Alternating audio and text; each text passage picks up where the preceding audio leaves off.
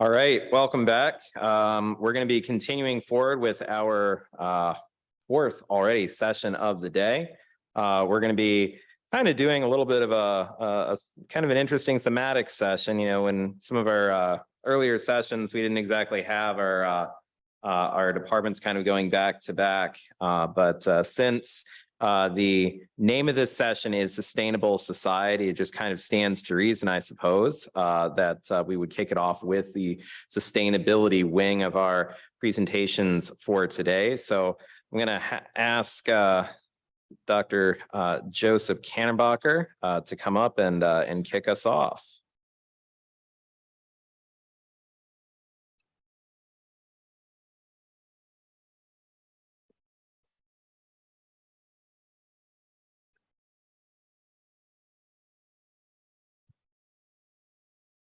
Awkward. Hi to Justin. Oh, I might just be able to do this a cappella. Well, hello all. Happy afternoon. Great to be here. As Professor Cohen said, I'm Joe Kannenbacher in the Department of Sustainability and the Environment. And I'm here kind of a little bit of a proxy for our graduate students. This semester we had a seminar, as we do every semester, and the theme of this time was thinking about the future. So I'm here to talk on behalf of 5 out of 6 of the students in seminar. The 6th, but not the least, will be following up to elaborate on some of his reflections and work from the seminar. But my job here is to talk about what we talked about in our visions, our ideas about the future. Sustainability is a term you hear a lot these days. You may have some vague associations with the term, to do with the environment, climate change, biodiversity, and so forth. And that's a good half of what we do in sustainability by and large. The other half we're concerned with social issues, poverty, hunger, inequality, and so forth. And really sustainability as a whole looks at how these two categories of problems mesh together and how they might be solved together, the mesh of the two. That's sustainability is one of those terms that gets used a lot, but we don't really know what it means. That's the genre of what it means. Here at USD, we like to say that sustainability asks a couple of questions. So beyond the definition of the scope of it, we like to ask in sustainability, what kind of future do we want? And how is it that we get to that wanted destination? So where do we want to go and how do we get there? The two key questions that we engage in. Very normative sort of field. It's finding what we want, and that varies from person to person. Maybe we have some things we all agree on, maybe not. And then what kind of mechanisms get us there? We think about the future a lot in sustainability, and oftentimes we want to think about it, or we're striving towards that beautiful future. This is from a genre of art and art movement called solar power. Envisions a lovely future where we all live in geodesic domes, not powered by wind power and so forth, but very often within the field. And then I feel like our presentation externally to the world is a lot more grim ideas about the future. We want to go on this utopia, dystopia dichotomy. A lot of the news that you see probably out there more grim. We've got fires, we've got scorched earth through Sydney, underwater from climate change. But whether it's for the positive vision or negative vision, we think about the future quite a bit. Recognizing that the choices that we make now, as the Intergovernmental Climate Change Panel and other institutions, the choices that we're making today ripple into the future. They affect what kind of decisions we make from a lovely, relatively green world, still a little bit uncomfortable to, you know, the Mad Max future that awaits us all if we choose poorly these days. So we feel invested in the future, and we deal with the future and future timelines. We need to eliminate fossil fuels by 2050, or the sea levels are going to rise by 2100, or and we're going to have no more species around the earth, or something like that by X, Y, or Z date. We're very future-facing sort of field, and yet we don't often think about how we think about the future. We're people too. We have various cognitive biases and limitations and tendencies.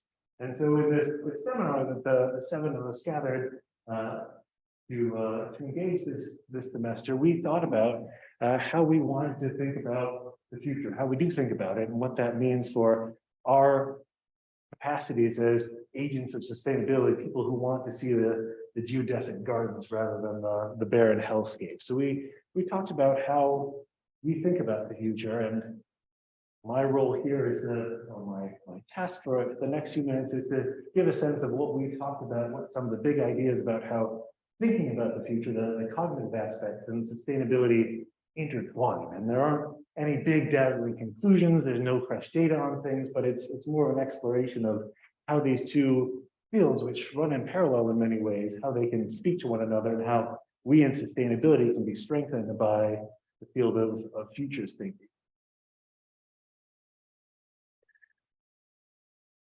One of the big insights or ideas that we engaged with is the fact that there are multiple futures out there.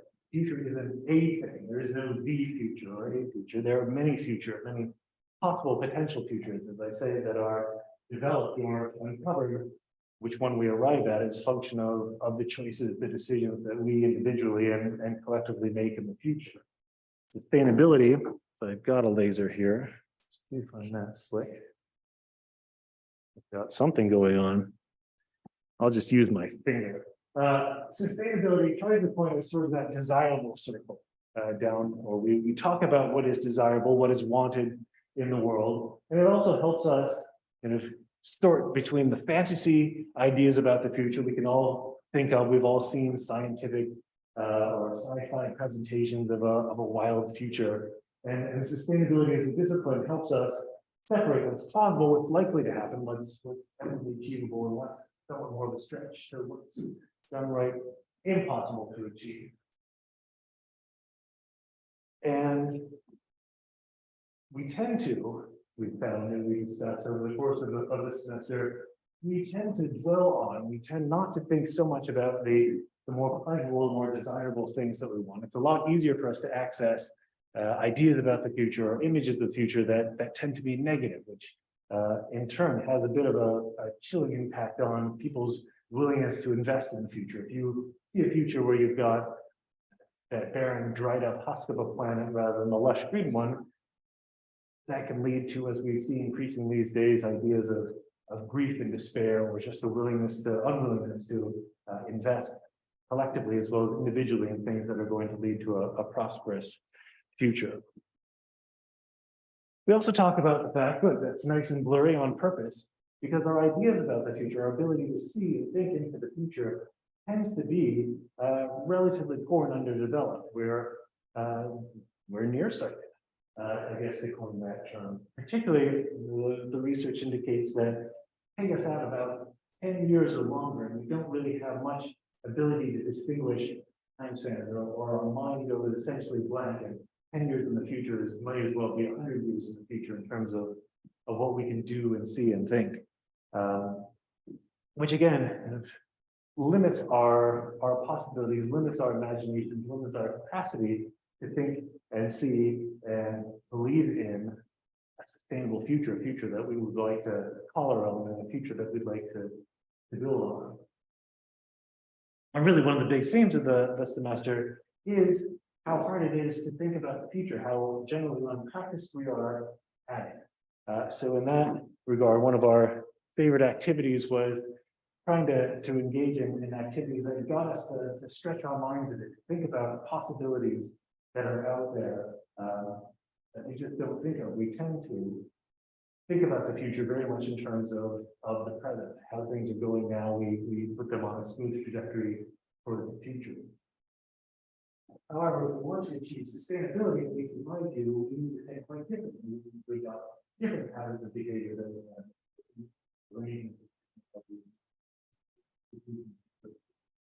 And so part of what we discussed is how challenging it is in having generally tendency to think about the future only in terms of the ignorant of not being able to conjure alternatives. So we play games like Decode the Future, where we essentially put a grab bag of different stakeholders, technologies, and situations, and tried to think about what how they might all fit together, what sort of narratives about the future might be developed. So smart dust, this dust in the air that collects data and rapid transmission of information, how would that impact athletics here at USC, and particularly under cases of extreme weather? This hodgepodge of terms that we don't necessarily, they have never heard of smart dust. I didn't until we talked about it in class, but thinking about how they fit together, one tool that we have in our arsenal of, or toolkit rather, I should say, of getting us to think about just different possibilities to break out of our very temporally localized view of what is possible. As we do, another big theme of our time is how back and forth, or how the past and the present very much weigh in our ideas of the future, and that makes sense. And maybe it's a dazzling look at the honest. Not only does our present perspective influence what we think is possible in the future, dare say put blinders on us and limit us to a select set of possibilities, but our ideas and our wants for the future also, we tend to have an influence on our ideas about the past. We can reinterpret the past very often based on what we want to see out of the future. What was once viewed positively about the past can take on a negative past, or vice versa, by virtue of where the narrative that we want to build out to the future. A lot going on in this diagram. I took to our graduate student Jeffrey Church, who put a lot of ideas out there, but the main one for present purposes is how our ideas about the future and the past and the present all sort of bounce around and are interlocked and intermingled for better or for worse. I'll wrap up with just a couple of other wild cards that we had from our discussion, or unexpected elements. Starting out this semester, I didn't expect us to talk about geologic time.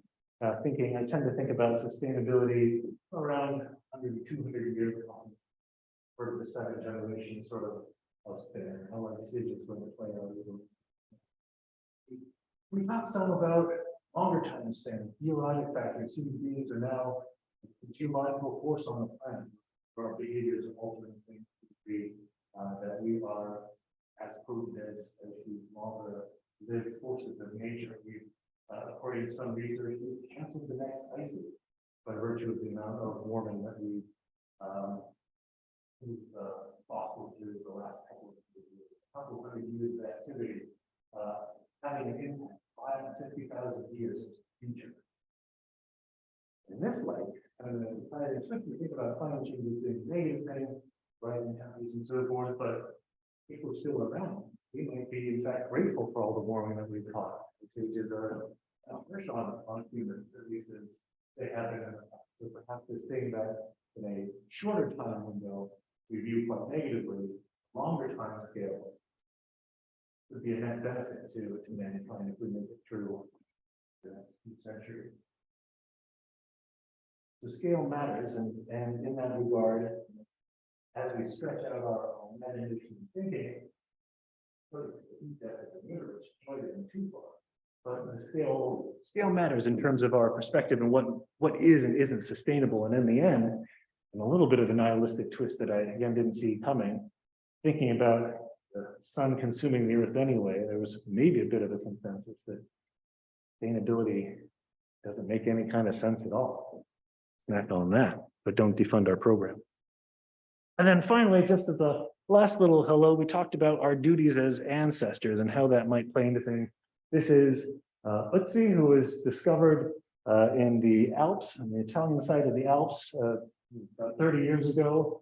He lived about 5,000 years ago, and we pondered what our ancestors 5,000 years in the future might want from us, how we have any obligation or sense of what they might want. Do we get to just eat and chew our fill today and let them sort it out in the future? More students agreed to that notion than I would have predicted. But so it's a debate that we had, and it's a way in which futures thinking and thinking about the generations to come inform sustainability. And just to wrap up and not take all the oxygen out of the room, the nice definition of what futures thinking is. It's about sense making, creativity, visualizing different possibilities for the future. And that's something that we very often lack in sustainability as it can be very much about, as you saw in those earlier slides, forecasts of doom and we need to do X, Y, or Z thing, and humans are wrecking the planet. What we can borrow from future thinking, I think the big takeaway from the semester for many students is that we can borrow this notion of laying out that positive vision for the future. That's something that we want, attending to what's possible and plausible, but also to what's aspirational, and to inspire us, again, as it says at the bottom, to act differently today so that we can realize that better future. Chase is going to come up next and talk about one particular tool that he's interested in and has engaged with through the course as a way of helping us ask and answer some of these interesting questions. Thank you very much for your time.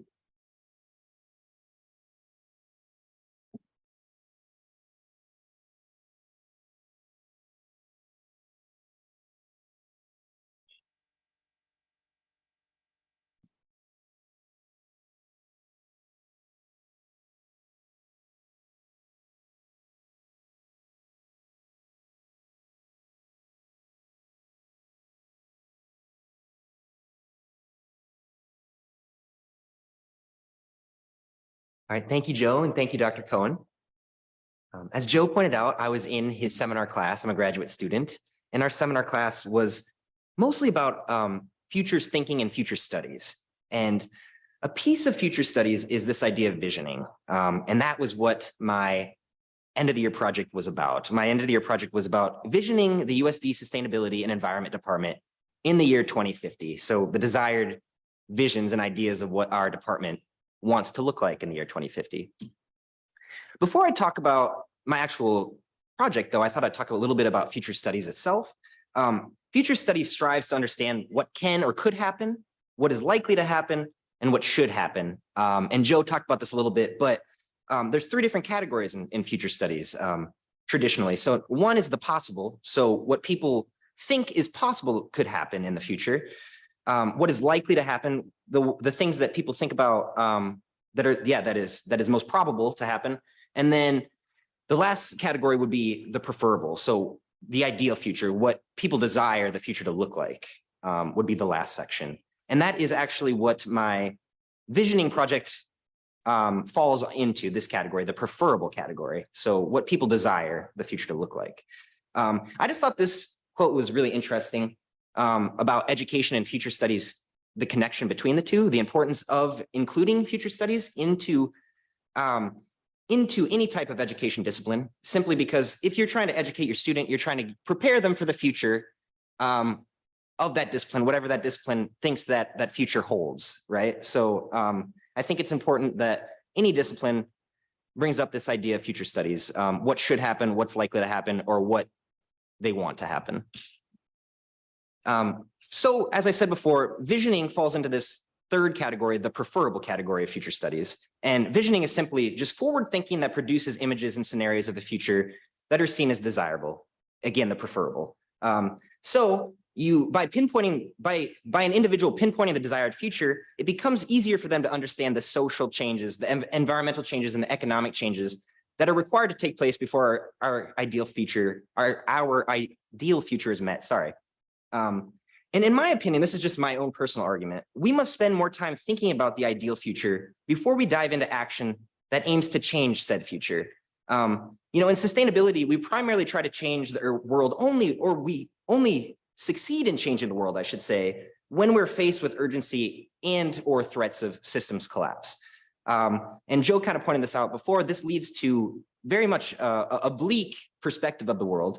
And it leads to a lot of hopelessness for some people when you bring up this idea of, for instance, how do we solve climate change? That is a difficult question to ask somebody. And it's really complex and there's a right or wrong answer to it. However, and this could bring up feelings of hopelessness rather than motivation with these types of questions. So my question with visioning is, what if we reframed issues of urgency or threats of system collapse into a more motivational and inspiring light? Instead of asking questions like, how do we solve climate change? Maybe we should reframe that question and ask, what does the world look like if climate change is solved? What does our community look like? What does the community interaction look like? What does our commute to and from work look like, to and from the grocery store? What is the exchanging of goods and services look like in this ideal future? Because that is much less complex, and that comes from a personal perspective, right? And it produces motivation and inspiration rather than stoking fear. So that would be the real reason why you'd want to use visioning to answer these questions rather than just asking them in a very complex manner. So my study focus today, or for this class, for the seminar class, was to gauge the collective hopes and wishes for the future of the department in the year 2050. In order to do that, I interviewed 3 sustainability and environment faculty members, and then I interviewed 3 sustainability and environment students in order to gather a shared vision. And a shared vision is simply just any ideas that overlap with participants. So if any participants' ideas overlapped, I included them in a fictional news article that I wrote from the perspective of the year 2050. And I used that shared vision as an outline to write this. These were the post questions that I used for my interview process, although it's important to note that the questions were simply a guide to help spur participants' imagination. They could skip any and all of these questions, but if they were stuck, I had these questions ready for them in order to guide their narrative of their ideal vision, of their ideal future of the sustainability department in the year 2050.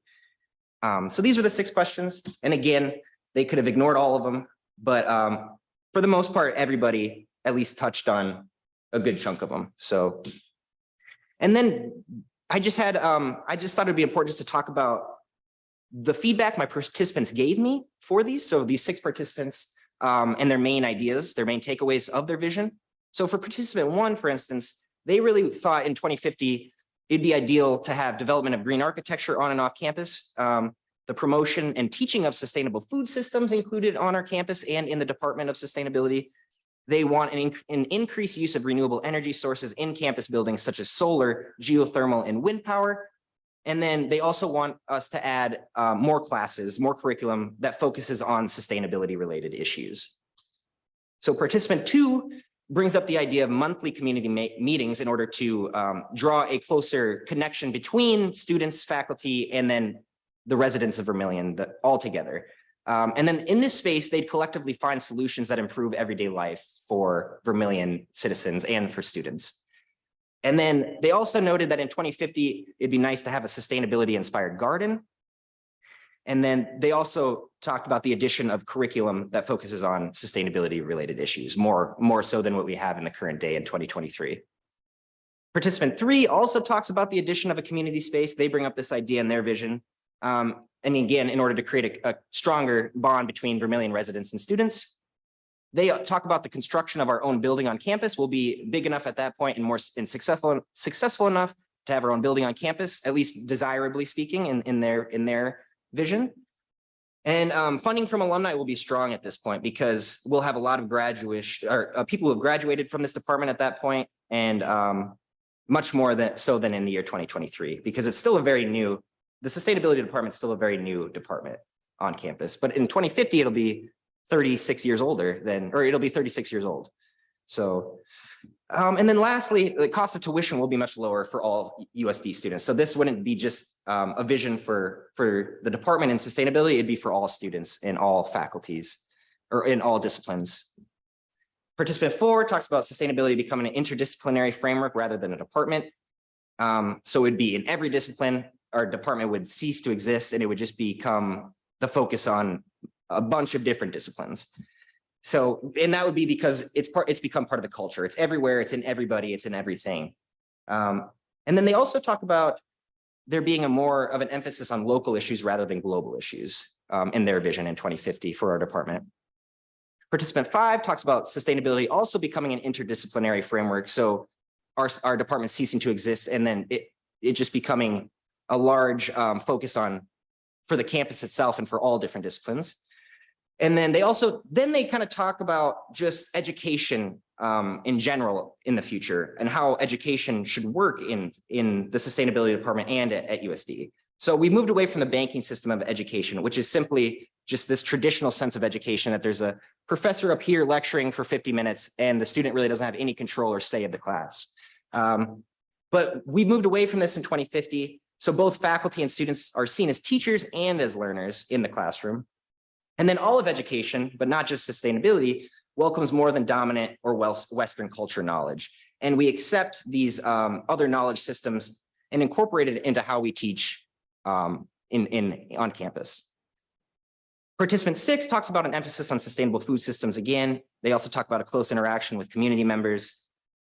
They also talk about a construction of a sustainability-owned garden. And they kind of also talk about either having our own campus on or our own building on campus, or us being such a small department that we don't have our own building on campus, but we just have a few people in this department that it really is just the focus of working towards community goals in Vermilion. So that would be ideal. Both of those visions would be desirable for them, for participant 6.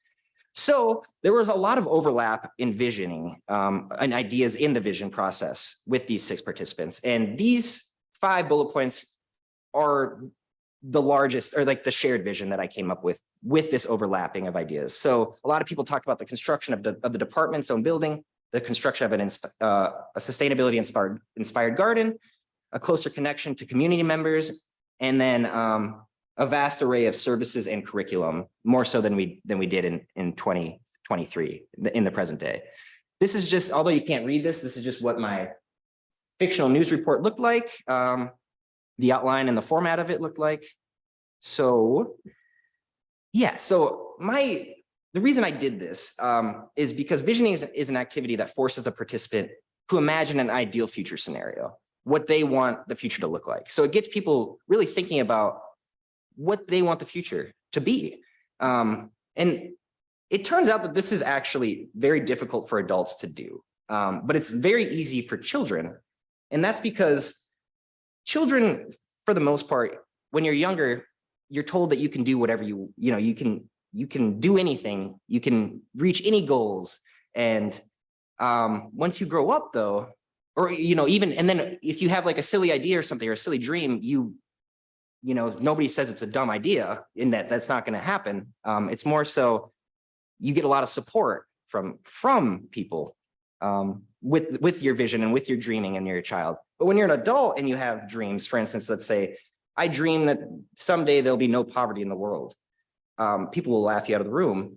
And I think that's funny, but I think it's just because reality catches up to us as we get older. But that doesn't mean that you shouldn't imagine a better future. Children do this all the time. So I think that adults, if you can just get into this idea of imagination that you lost when you were a child, I think you'd be able to vision much easier. So, and then the last thing I just thought I'd point out that visioning is just one part of future studies. In fact, it usually it's usually connected to backcasting. So visioning is seeing a goal point, you're trying to reach point B, but you really don't care about the steps getting to point B. But backcasting you do. So with visioning, you pinpoint the future that you want. And with backcasting, then you decide, how do I get to point B? How do I get to that future that I desire? So there is a whole other section of future studies with this, not just visioning, but it's a system that works together. So visioning and backcasting work together. And yeah, that is basically all that I have. Thank you.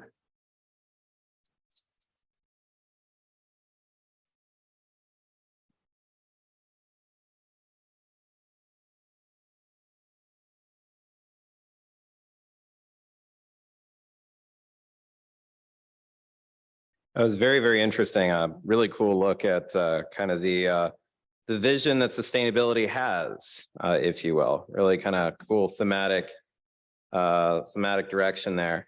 And I guess keeping with themes and kind of being thematic, I guess it stands to reason that we move forward with something that is also very directly connected to the environment that we're in. So we're going to move on next to our presentation on basic needs and security.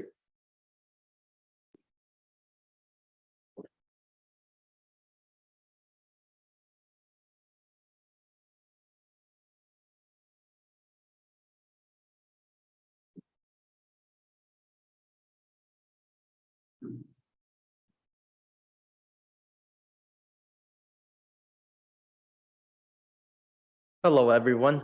My name is Alan Sanchez, and I'm a sophomore here at USD, and my major is sociology. And then this is the presentation I'm going to present to all of you, which I've done with my partners.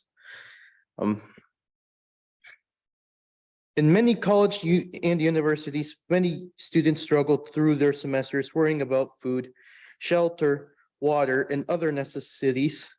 These basic needs are not only important for their academic achievements, but for their own worries as well.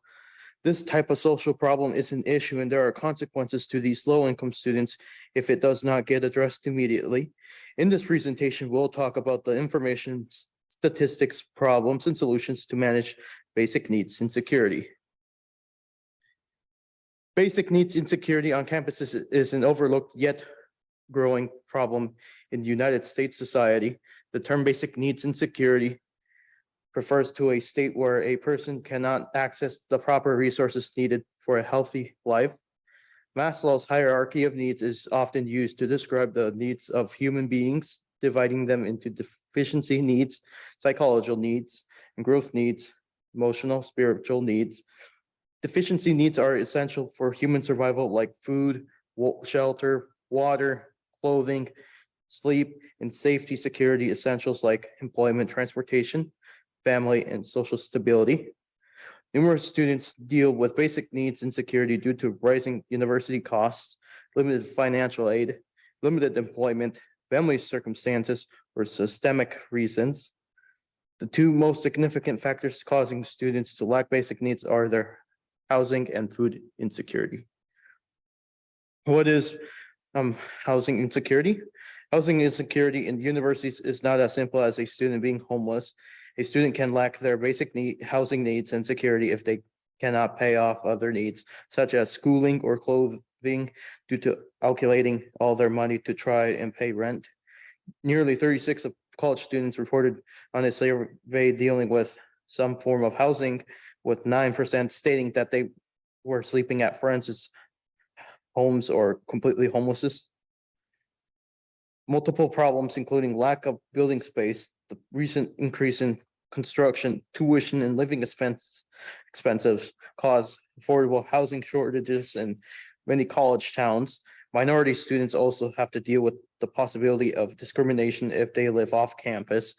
Members of minority communities can feel unsafe in off-campus housing situations because of prejudice and bias against them. They can also be a language barrier, which makes it harder to secure affordable housing.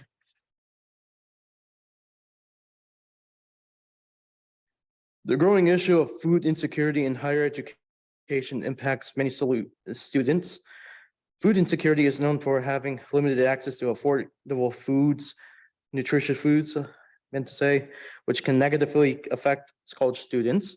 People who experience food insecurity may share it in many different ways. The first is running out of food in between paychecks, causing them to reduce their food intake or skip meals until they get paid again.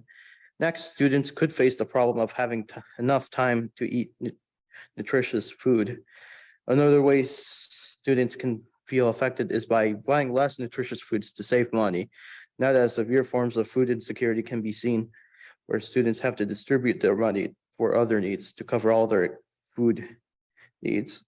About 36 of university students that were surveyed answered that they were not comfortable positioned to buy groceries regularly. Basic needs insecurity is essential because of how many students affects yearly. Over 1/3 of all people questioned mentioned they were not reliably paying for housing or food needs. Throughout college, various students may face insecurities and basic needs at different points throughout their university careers. These experiences are not entirely random, as underrepresented minorities, members of the LGBTQ, and children that are independent of their parents' payments go through higher rates of basic needs insecurity. The results of lacking a basic needs can cause many serious problems for students. The first problem is worsening mental health, and the person suffering from it not able to consume enough nutritious food can cause the brain to develop eating disorders, which only makes the situation worse. It can cause people to have higher amounts of stress while in college, various sleeping issues.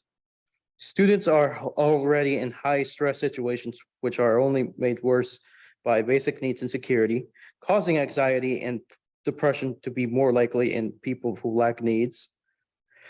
Next is effects on students' physical health. It causes higher rates of obesity and malnutrition across the university and increases the chances of chronic diseases in the body.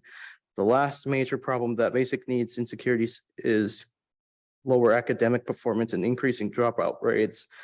This causes a multitude of problems for students who drop out, including the lack of job, employment, debt, and lower graduation, college graduation. There are ways to deal with this. Number one is donating to college campus food pantries. Number two is to conduct an assessment of campus needs. Number three, raising an awareness of already available resources that help students with basic need securities. Furthermore, taking action of solving the basic needs insecurity by tackling campus hunger, helping students to secure affordable housing, local housing, and helping them get access to technology are ways to reduce the problem. Various colleges and universities establish food pantries on campus to distribute free food and other supplies for students, including 700 schools working with Hope Center partner. The college and university food alliance, bank alliance include Swipe Out Hunger, a nonprofit that works with more than 140 schools to design anti-hunger strategies, have also presented innovative solutions to campus hunger. Even though the strategy helps with the students' needs, longer-term solutions still needs to be addressed. Tacoma Community College partnered with the Tacoma Housing Authority, made the college housing assistance program. Its purpose is to help students that are currently or at risk of experiencing by providing federal rental assistance. Vouchers in the number of students who served has grown from 50 to nearly 150 per year when it was first created. This program can also help both homeless students and near homeless students. The Los Angeles Community College District bought and distributed almost 40,000 Chromebooks or Surface Go devices since the beginning of the COVID-19 pandemic. This type of innovation signals an image of how high demand in these low income students need for technology. In conclusion, we must do everything that we can do so that we can help these income students. And then if you have stuff that you no longer need, you can just donate to someone that you know that are struggling so that they can thrive well on this planet.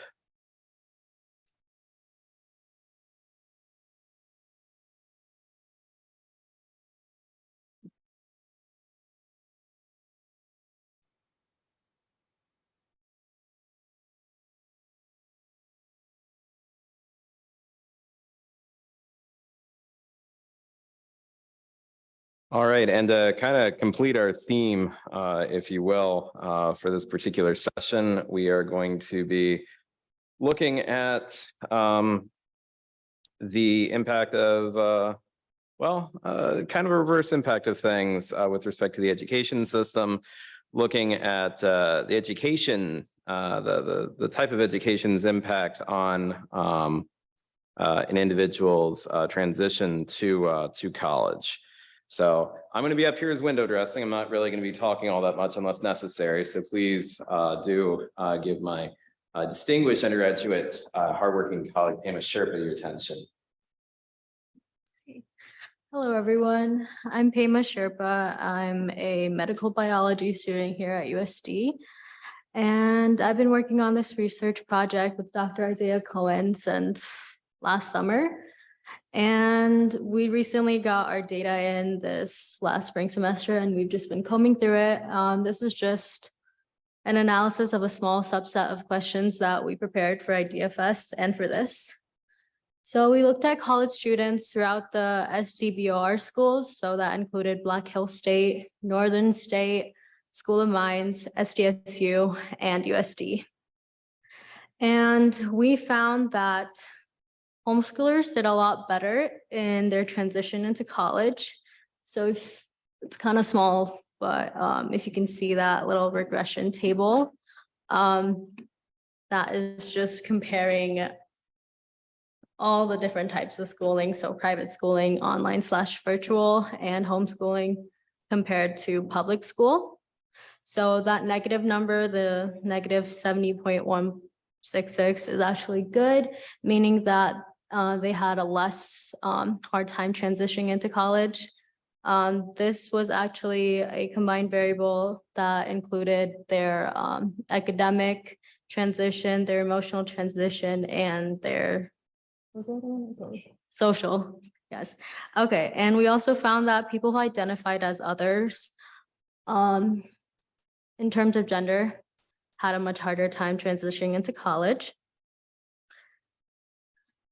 Okay. And as you can see by the little asterisk by school type, that our findings were very significant, meaning that the p-value was less than 0.01%. And how do I zoom out? Right. A major criticism of homeschooling that we hear a lot is the lack of socialization that they get. But we found that homeschoolers actually have an easier time transitioning into college due to the fact that they get interaction with people outside of their peer group. So when they come into college, they have an easier time talking to adults, so talking to their professors, and they have a wider pool of people that they can interact with compared to people that go to public school. And that in mind, we also looked at comparing how homeschoolers did compared to private online. And we found that, again, we saw us much better numbers with homeschoolers than any other schooling. Well, that's it. Yeah. Thank you.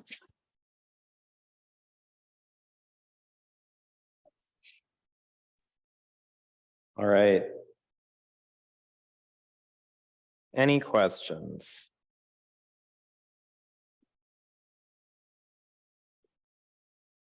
Got a healthy amount of time, which is good. Presentation on the regression table, we're going to continue to evolve it.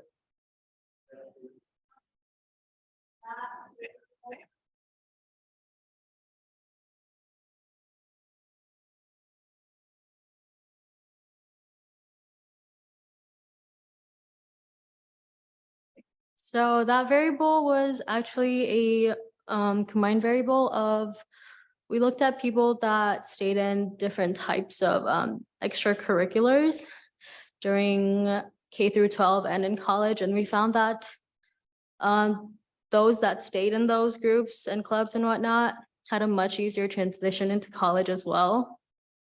So yeah, that's what that variable was. And I'm going to provide a footnote to that. After this, that this project was put together, as we were going back through the code, there was a coding error. But the interesting thing is, so the combined variable that she's talking about is if you were involved in a club or organization K through 12 and involved in a club or organization in college, both provide protective effects. So once the coding error was fixed, the continuous effect of being involved in the same activity disappears. We haven't looked at just general involvement in an activity yet, but protective effects exist for both K through 12 and college. Very firmly, it's not even a question. And strong protective effects, actually. She did omit one thing with respect to race that was kind of significant to her.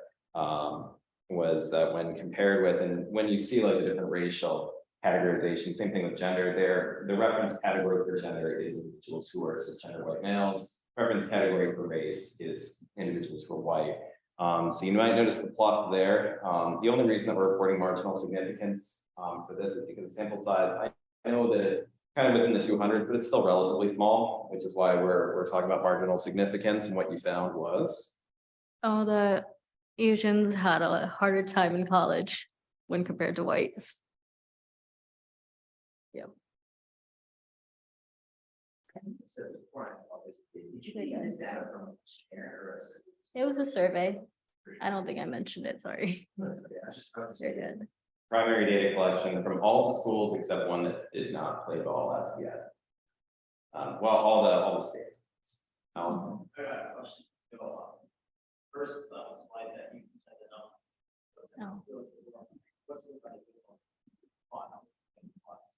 Yeah.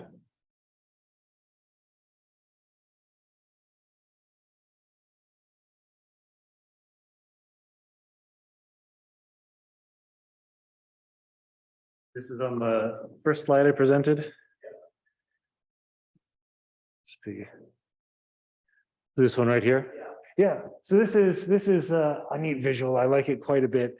So this is not real, but it's satellite imagery of the Earth. Now it's not all at night, all at the same time, as we know. But these points of light show essentially light that we humans have turned on, light pollution, if you will, if it's making out to the sky.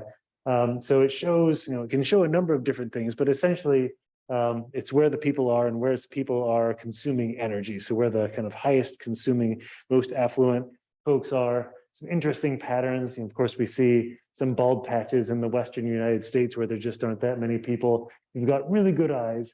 You can see the gap between South Korea and mainland Asia and the Korean Peninsula. You see North Korea much darker than South Korea. And it just generally shows patterns of where the people are and then where different degrees of affluence are around the world. Kind of a neat image.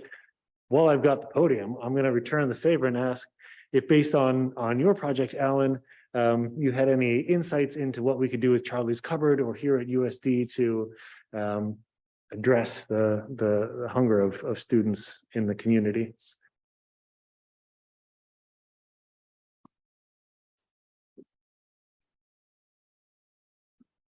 Sorry about that since I was coming down. So can you repeat your question again? What kind of transferability of findings that you had, which you researched to your university, the recommendations for how these covered operates, or what we can do to address things locally? I mean, like I experienced that I had like a lot of difficulties ever since I came to USD, since I hadn't had that much resources. So I had to like rely on Charlie's cupboard and then Charlie's like closet. So what I think that we could possibly do is like we could like reach out to the community, like, hey, if you have like many stuff that you don't need like anymore, like you can like donate to here at USD so that more kids, like low income kids like me, can like have them available so that we don't really struggle that much. I have to follow you so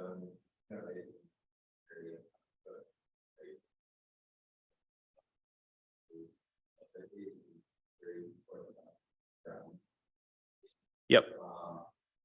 Is that an issue for students there?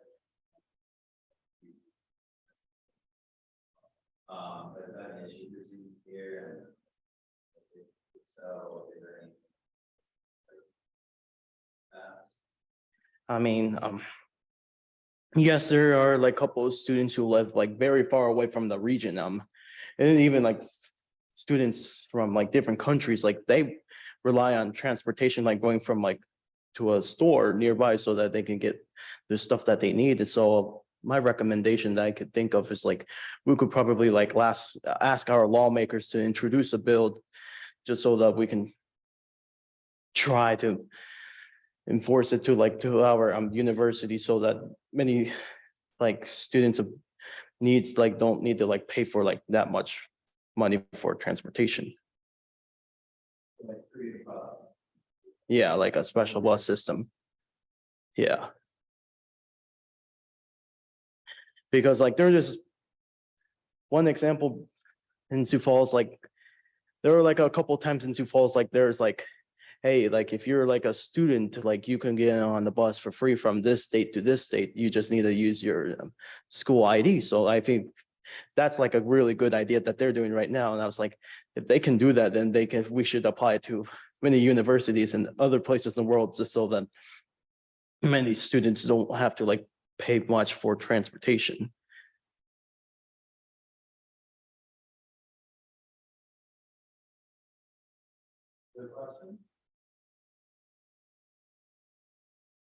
Chase, you have this hidden project, how to fill in sustainability to deliver an article, summarizing the vision.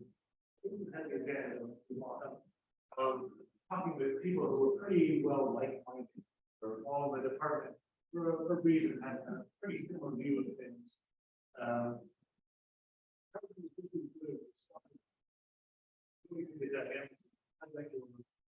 Some like the neighborhood would like if you had a more diverse and divided problem. How does vision go? We've got wide variance. Yeah, I think when I asked them the vision, the department, they worked in that department, they were still in that department, so it was very easy, they had these ideas inside, in their heads for a long time. So when I asked them that question, it wasn't really, didn't catch them off guard, they've already had these ideas, instilled in themselves. So I just had to kind of bring it out of them. Whereas if it was somebody like just totally random, like any USC student asking about the future of the sustainability department, I think they would be, number one, I think they would need at least 5 minutes just thinking about it before they would be able to answer these questions.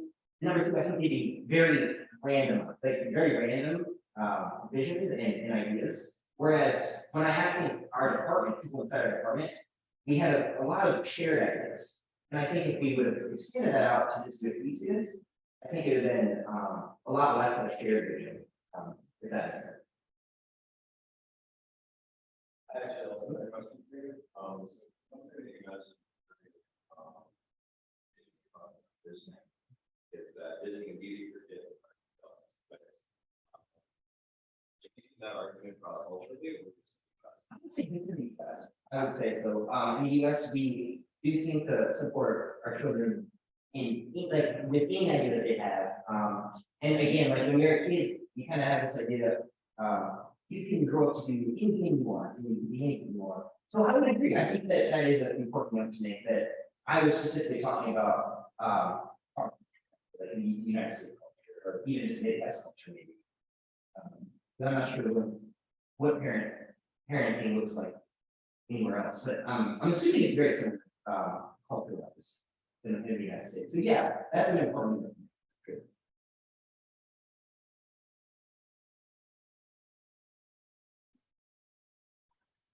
Yeah, that's backcasting. Yes, let me see if I can find that.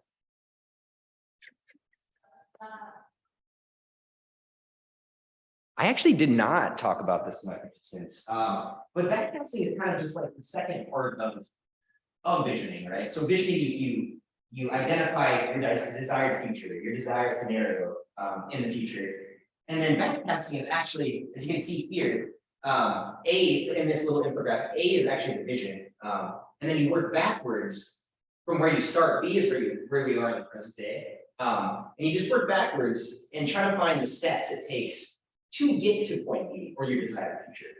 So yeah, that's backcasting. So visioning is pinpointing your desired future. Backcasting is finding the steps it takes to get to that desired future.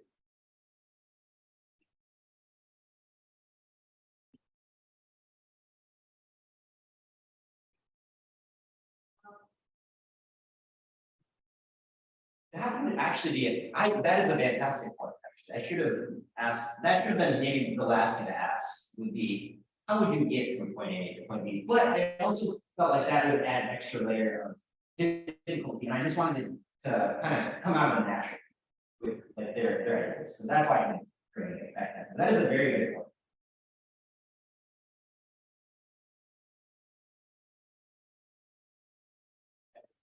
Joe, give you a break. Yeah. Joe, not see everybody now. See. So I guess my question is kind of threefold, but it all holds together. So one of the things you mentioned is that obviously we want to see your day rather than others. I was kind of curious what kind of variation you saw with your students on essay projects. So that's hold number one. Okay. I was also kind of curious why you chose to utilize an essay for the class. And if you found that it addressed your vision of the course, right? Because when you're talking about the ideas of sustainability, right? Of sustainability, do you feel that the essay addressed purpose that you're trying to get at with this course as well. Right, oh, well, so I changed my name to help me out. So we had, in 6 projects, we had cases visioning slash newspaper article, we had a podcast, a video, a painting, or which I brought with me, but painting essentially. We had that picture that you saw in the presentation and a screenplay. Yes, we had a budding Hollywood writer come up with a script of 17. So those were we chose it for a couple of reasons. The MSA project, 2.5 of 2 of them I'll mention. One is writing students in particular already pretty good writing the standard term paper or something. The marginal benefit of doing that one more time, not so valuable. Just having a different muscle would be there. We'll also have this dramatically fitting up the idea with thinking about the future and how we can get stuck in our thinking is to find ways of shaking them up, a creative base. I find it seem like it fit with that idea as well. It's not just doing the same old thing, but trying a different mode and seeing if that got people's juices flowing more effectively in a different direction. And it's the success actually the good news is what I think. It's generally it can speak to itself, but it's generally a positive experience. Certainly made for a nice final session which we all share our projects together. That kind of link with things made it a lot easier for everyone to grab onto each other's ideas and process and see the range of and one more kind of on the interpretive side of things. Have the process those for the interpreters. I will say that we have a fun visual to like take the paper and then the painting and so forth. Students did write about one page for explaining how they didn't go like writing the title. It was I do it.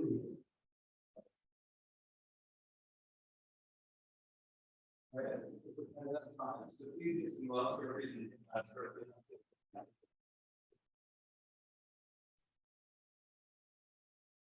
We'll reconvene just a couple moments with our 5th and final session for today.